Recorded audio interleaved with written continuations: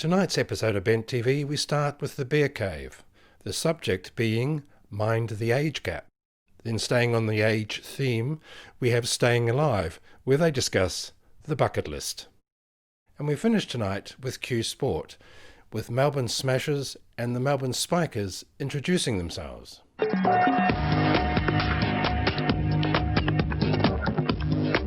Hi, I'm Big Bear Mark, and welcome to the Bear Cave. Today with me, I've got my good friends Nick Laws and Steve Scalone. Hi guys, how you going? Hello, Yeah, good. Doing good. Good. We're talking about relationships again within the bear community, and something I think is actually quite prevalent in the bear community is what I like to call mind the gap. It's age gaps or age disparity within relationships. Now, Steve, we've been talking today, you're in a relationship where there's a 10-year disparity and your partner's 10 years older than you. Yes. And I'm in a relationship which is, I'm 15 years older than my partner. And Nick, you're single. Yes. So we'll get to you in a second. But especially within the bear community, I actually find this quite a common phenomenon, and much more so. And even I've done a little bit of research, and even the Australian Bureau of Statistics actually say that gay male partners tend to have a higher age disparity than straight people and lesbians as well. Is that right? That is correct. So, Is there a reason that you think? well, I think there is, interesting. especially within the bear community, I think it is that very nurturing, older, probably more experienced guy who likes to nurture a younger guy. And is it like a younger guy who maybe wants to have someone with experience? I don't know. What do you think? Well, personally, I can only speak for personal experience. I'm attracted to older guys, naturally anyway. That's just kind of how I'm wired. And what happened in our situation, we'll be together, I think, coming up to 6 years. Basically what happened in our relationship, or at the start of it, was we were both mutually attracted, and then we just found out that we were actually really cool to be together with. Age just didn't really come into it. You know what I mean? It was not. I do, because my partner and I had the same thing. I mean, I've had both sides of the coin. I actually did have a partner who was 10 years older than me. Ah, cool. And that was when I was a bit younger. And now that I'm a bit older, I have the reverse. So it's a bit like of course, with my current partner, there was definitely an attraction. Yeah. He likes older guys too. But do you find that there's any differences that with that age gap? Is there things that you don't connect on? Music seems to be a strong one. Yeah. But apart from that, not really. No, because interests would vary anyway, whether you're 5 years age gap difference or 20 years. So personal interests like hobbies and your occupation and things like that will always vary. But yeah, I guess growing up in a slightly different generation, 10 years isn't quite that, but growing up in he was more or less a teenager in the 80s, where I was kind of almost preteen, sort of. So yeah, he was kind of out and about, starting to enjoy himself while I was still at school and things like that. And I think I find the same things. Music is a big one because he's into heavy metal and I can't stand heavy metal. And things like, but there are certain things that I go, how could you not know about something that happened in the 80s? And he's like, well, I was only born in the 80s. Fair call. Like, Awkward. Yeah, exactly. Great way to make you feel old. Now, Nick, being on the market, as it were. Yes, available. It's just like, available. yes, well and truly. Would an age gap worry you if you were looking at a potential partner? Strangely enough, it did actually happen to me a little while back, just recently. It's just like I had someone who was only 20 years old that was interested in me from a sort of like, I don't know what, from sort of perspective, or just like older men. I knew that already, but it would sort of like develop an interest. And unfortunately, I had to sort of let him down on that because I sort of felt it was probably not fair on him to be going into a relationship so early on in his life when he should be sort of like doing other things like, you know, sort of say like going around Europe or travelling Europe, doing here, going there and all that sort of thing. There's a lot more to experience before I think you settle down into a relationship. So yeah, it's one of those things that I'd be sort of aware of. So if I was looking again to sort of like settle down into a relationship, it would probably have to be with someone reasonably similar sort of age, you know, sort of 10 years either side, I suppose, on a personal preference, you know what I mean? It's just sort of like just experiencing that sort of similarities, I suppose. So, Yeah. I think you still need to have that mutual maturity there too. God knows I wasn't mature in my early 20s. So, you know, to expect kind of the same thing, you know what I mean? Yeah, I do. Yeah. One thing I've come across in looking up about this subject is the fears that can be associated with an age gap in relationships. And I think you probably touched on a little bit what you're saying, Nick. But things like for the older person, it can be the fear of the younger person leaving them because they're looking for someone younger. And for the younger person, it can also be the fear of the older person not feeling that they're young enough almost even as well. Do you have any fears? I don't want to get too personal, Yeah, but you know, no. have you ever thought about anything like that? No, not at all. If anything, I jokingly hound my partner saying that he's old sometimes. So he retaliates by saying a whole string of other little things, which I can't mention. But no, I think that would, I guess, once again comes with a little bit of self-esteem and things like that too. So yeah, no, that hasn't come up or hasn't been an issue with me personally, but I can see how it could be, most definitely. Nick, did you have, when you were in this potential relationship with a younger guy, were any of those fears real for you? I don't think it's a fear. I think it's probably more of just a reality sort of thing. I think for me it was more of a fairness. It wasn't a fear. It was a fairness for him because I didn't even see it as selfish on my part to do it, but just for his sake and knowing it's just like in my 20s, it's just like, you know, you goof around and you do all sorts of different things. You know what I mean? It's just you need to have that life experience. I think it's a right to have that life experience, and to be sort of like in a sort of like relationship that early on, without doing that sort of thing. I think it's not fair, is what it comes down to. But it's not fear at all. It's a fairness thing, I think. You know, so. Fairness thing. Well, it's a subject that we could talk days about, but we're not going to. This is Big Bear Mark, and I want to thank my guests today, Steve and Nick. Thank you. Thank you for having me. And this has been the Bear Cave. Thanks very much.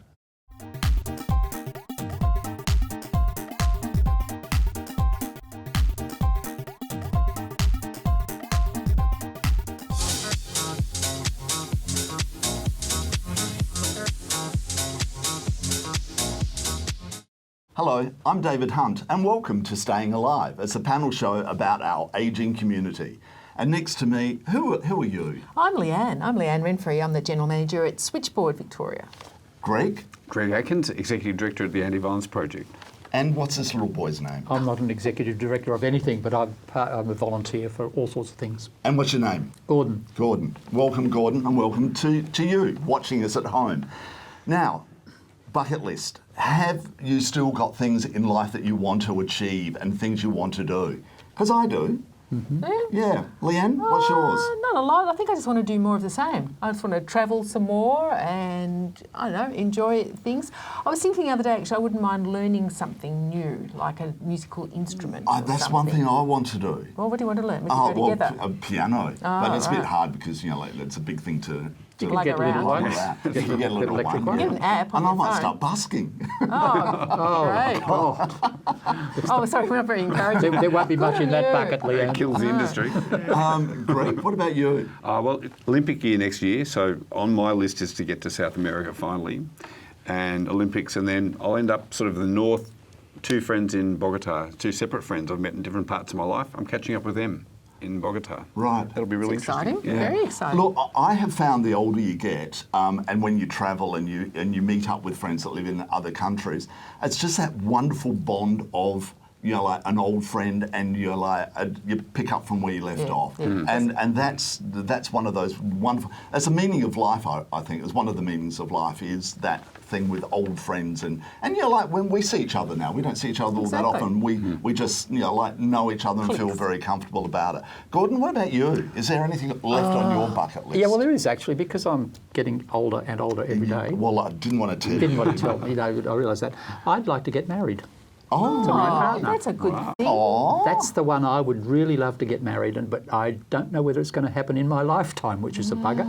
So do you still think it's a fair way off with this government? Well, it depends on what Mr Abbott decides to do. I see Josh Frydenberg's come out to say that he's in favour of same-sex marriage again. Now, there's a few things. Another chap in WA, he's decided he would like to be with same-sex marriage. So it's a chance that they would get a free vote. But then again, you don't know. The Labor Party have a free vote, but you don't know how many are in favour of same-sex marriage. You see, this is the point. That's all a political tickle. They've got a feather in there tickling you in your sensitive bits there to keep you ginger and hope that you might vote for them. They'll never come in with marriage while he's there. So in 18 months, when there's no longer Prime Minister Abbott, you might get your chance. But do you know what? I think it will be one of the hot topics for that election in 18 months because so many people want it now and the general public are very aware of it and can't understand why our community haven't got that right. Exactly. It'd be nice just to go tick, exactly, and move on and actually talk about other stuff. Yes. And I think that if the Labor government, a federal government, if they had gone with it in that last election, they would have got a lot closer than what they did. That's my feeling. But back to bucket list. Leanne, because you're fairly contented, you were saying. I am actually, yeah. There's not a lot. I mean, I suppose, you know, it's that thing, if you knew that your time was limited, you suddenly think, oh, there's these wonderful things I want to do, but there's nothing I have a burning desire to do. I'm happy with my lot. As I said, more of the same, and it's really be a long time till I get to the end of the bucket. I think the bottom of the bucket. Bottom of the bucket. Before I scrape the barrel. But as you said, you know, if you know you've got limited time, like a friend of mine, you know, who died of cancer, and they started doing, her and her partner started doing things, and one of them was to come to Melbourne and stay with me for a week, and we went on the restaurant tram, we went to the AFL one night, and you know, like I did all those things. We went to different art galleries that she wanted to go to, and I just felt so privileged that I was part of her bucket list, and that really got me thinking about this and all the things I like to do. And travel is one thing I'd like to do more of. But the older you get, the more harder it is because you know those bloody aeroplanes and the flights sort of dropping out of the sky a bit. No, it's the waiting for the planes that you've got to put up with, the hours that you have to spend at an airport before you finally go anywhere. Do you know, it does revolve around travel. I was fortunate to spend a decade on detours with Jodie Wilmer and others at Joy. And there was around about 480 people that came through the show while I was there in that time, and I'm working my way through those people. I'm about a third in. I've still got 2/3 of those to see. So there's a bit of a goal. It'll keep me travelling around Australia and overseas. Yeah. Do you know the one of my other things, and it's a very simple one, is going to more theatre. Now, I go to a fair bit, but I just love going to the theatre, good or bad. You know, like, and that's the wonderful thing that, you know, like there's just been a dance festival on, a contemporary dance, and I saw some of the most crap shows, but then some of the most brilliant shows. A few diamonds in the rough. And you know, that's what's exciting. You know, like seeing something fresh and new in the arts. What about something more personal? Like I read a book once about a person who got a diagnosis of cancer, and so they told everybody what they thought of them, all their friends and their family. They just went out there and told. Then they found out the next day that the doctor gave them the wrong results. That's a bit of a... Is there anything that you're hanging on to that's in your bucket list that you'd just like to go to that person? Yeah. Either I've always been in love with you, because that's something that we could always Can have I do that with David love. Beckham? Can I, you know, like, he's part of my bucket list. Him and Daniel Craig. You could do it. I don't know how far you'd get. Well, not far at all. Or there might be someone that you just need, you know. So, well, do you know what? There are a lot of people that over the years I've just got rid of them out of my life. Do you think that happens as you get older? You sort of drop the A-list gets smaller? Absolutely, and you only see the people that you really want to see. Well, that's exactly true, because as you get older, you find that you can't be bothered sort of getting out all the time to see these people, you know, and some people just drop off anyhow. Yep. It takes two to make a partner, two to make a friendship. Yeah, that's true. This is it. You can't just What you can't about- be you all the time. What about unrequited love? Now, Gordon, you've got your boyfriend, you want to get married, fantastic. What if you didn't have your boyfriend? Would you ever connect with a previous lover or a former partner I've from kept years in ago? contact with every one of my past lovers. That's why he's so busy. So that might be a bucket list. Someone that's dropped out of your life that you had a real passion for, a real affinity with, and maybe that's something to connect with as you get a bit older as well. Yeah, it's a hard one. And there's so many things you can talk about with the bucket list, but we've run out of time, unfortunately. So thank you so much for watching Staying Alive today. And I've got to thank Greg, Leanne and Gordon. And we hope to see you again soon on Staying Alive on Channel 31, Bent TV.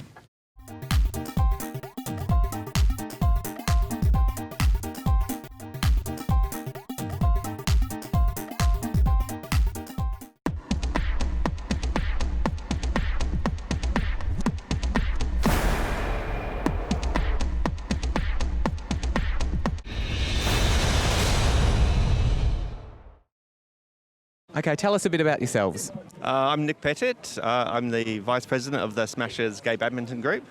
And I'm James Fielding. I'm Secretary of the Melbourne Smashers Badminton Club. And could you tell us a little bit about how your club has grown or changed since its inception? I'll take that question. So the club was started a few years ago, and it was really just a group of guys getting together to play badminton each week. And it's grown. We've got about 50 or 70 players now that are coming along on a regular basis. And late last year, we became an incorporated association. So it's really become a much more formal established association now. And for all the people viewing out there, can you tell us who your club caters for? So, you know, what sort of ability do I have to have? What sort of person would come along to a Smashers training session? The brilliant thing about badminton is that there is no particular body type, age or anything which is an advantage. We have a whole range of ages from 20s through to late 50s. We have a whole range of abilities, a whole range of body types. There's no particular type of person. Anyone can play and anyone can be good and anyone can learn. That's one of the great things. And female participation? Absolutely. Some of our best players are females. Yes. Great. Don't tell them that. Intersex?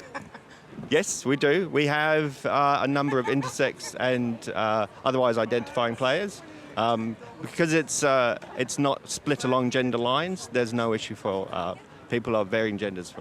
Really, the main purpose of the association is to provide a safe environment for GLBTI to come and play badminton, and also for those players to develop their skills in a safe and supportive environment. Great, and you've spoken about the skill set involved. So if somebody doesn't have any experience with badminton, can you just refresh us about what opportunities exist for those people? Yep. So one of the things that we've just started up is coaching, and so we've got a dedicated coach from Badminton Victoria, which is the official organisation for Badminton Victoria, that's coming along to provide coaching, and so players can come along each week and get coaching support and be able to develop their skills. But we have a lot of experienced players as well. And they're always willing to provide advice. And I mean, I've been playing for a little while, but I'm still learning new things each week about tactics and strategy and how to play really well. It's great. Sure, you are playing very well. So now, why did you join the club, and what is being a member of the Smashers meant to you? I joined the club. I used to play badminton in Auckland in a straight club, and joining the Smashers kind of ticked two boxes for me. It allowed me to play badminton, which I really, really enjoy. It's a fantastic sport. It's the world's largest participation sport, but also being able to do so in a very welcoming, friendly, social environment. On a Thursday night, we have all of the courts in one part. So everybody in our area is gay. On a Sunday, we have a large number of the courts. And also at MSAC, we're supported. They have a very strong anti-homophobia policy. So it's a really safe, fun place to play. Fantastic. And how can somebody find out more if they're wanting to know a little bit more about the Melbourne Smashers? Where could they find out more information? Well, we've got our website and Facebook page. So the website is www.melbournesmashers.webs.com. But our training sessions are regular, so anyone's welcome to just come down on the night. So we train down at the Melbourne Sports and Aquatic Centre at Albert Park, and we train every Thursday night from 7:30pm till 9:30pm, and we also have our Sunday sessions as well, same place from 2pm to 4pm. Fantastic. Thanks for your... Look us up on Facebook as well. Great. Thank you very much for your time. Well, we're here with Sebastian from the Melbourne Spikers, a club very dear to my heart. Tell me about Spikers, the aim of it, how long the club's been around, and has it grown since its inception? Yeah, so I started with Spikers about 7 years ago, and even since then the club's grown quite a fair amount.